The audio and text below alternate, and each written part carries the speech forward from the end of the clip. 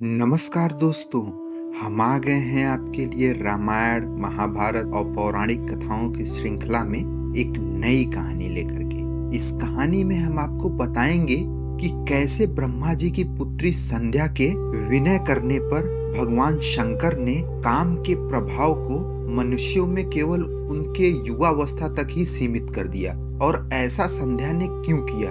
तो चलिए शुरू करते हैं अपनी ये कहानी।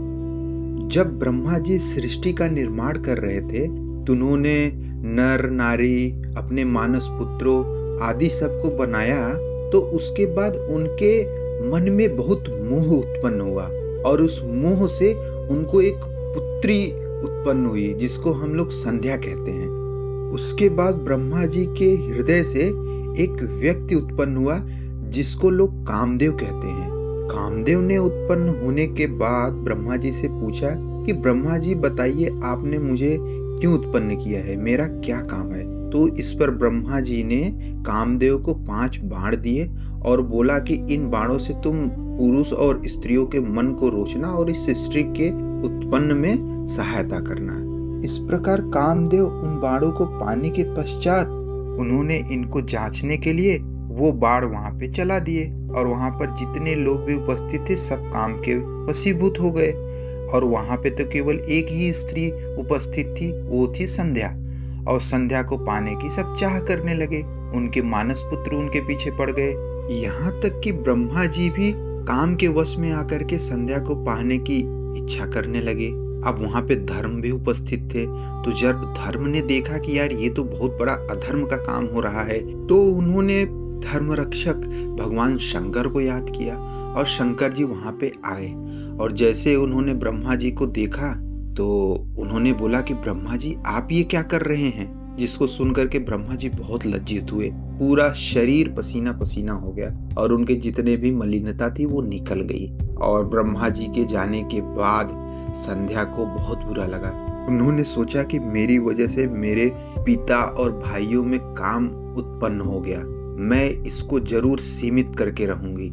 ऐसा सोच करके संध्या चंद्रभाग नदी पे गई और कठिन तपस्या करने लगे। उन्होंने ये भी प्रण किया कि इस तपस्या के पूर्ण होने के पश्चात वो अपने शरीर को अग्निदाह कर देंगी।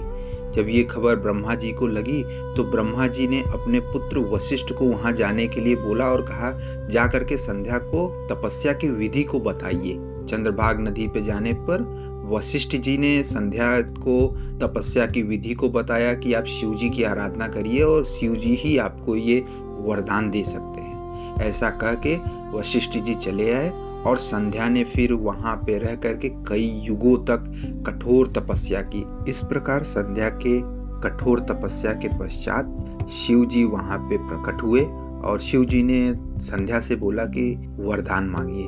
तो संध्या ने बोला कि हे प्रभु, मुझे ये वरदान दीजिए कि कोई भी मनुष्य जन्म से ही बहुत कामी ना हो और मेरी शादी जिस भी व्यक्ति से हो, मेरा पति अधिक कामी ना हो और मेरे पति के अलावा मुझे और कोई काम के प्रभाव में न देख पाए। तो ऐसा सुन करके शिव जी ने बोला कि मनुष्य में 4 अवस्थाएं होंगी, शैशवावस्था, कौमार्यावस्था, यौवनावस्था और वृद्धावस्था। उसमें से जो यौवनावस्था होगी उसी में ही मनुष्य केवल काम के वश में रहेगा, बाकी और अवस्था में वो काम के वश में नहीं रहेगा। और उन्होंने बोला कि तुम्हारे पति जो होंगे वो बहुत ही प्रतापी होंगे और तुम्हें तुम्हारे पति के अलावा अगर कोई और काम की दृष्टि से देखता है तो वो निष्काम हो जाएगा।